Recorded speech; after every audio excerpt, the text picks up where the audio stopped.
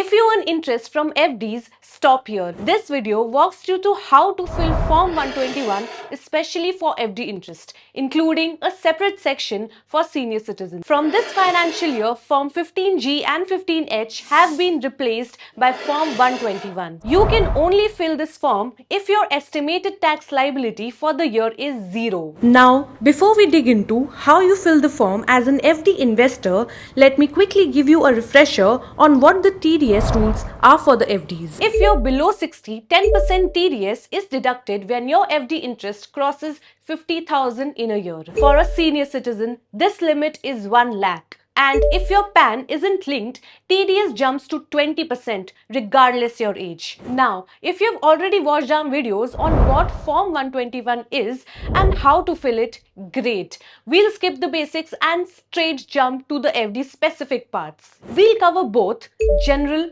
and senior citizens. Now, scenario 1, general citizen.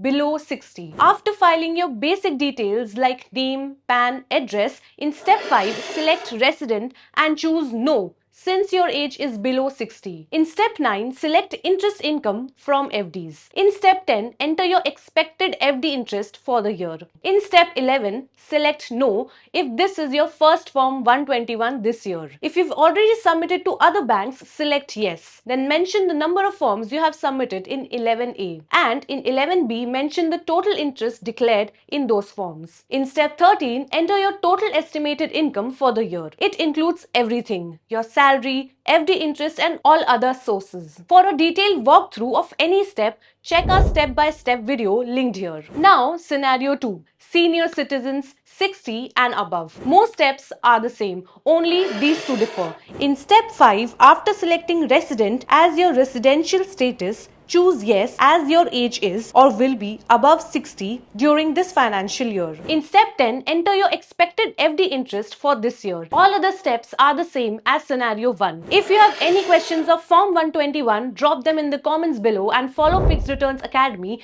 for more such updates on this. Fixed returns do not constitute guaranteed or assured returns. Investments in corporate debt securities, municipal debt securities, securitized debt instruments are subject to credit risks, market risks, and default risks, including delay and/or default in payment. Read all the offer-related documents carefully.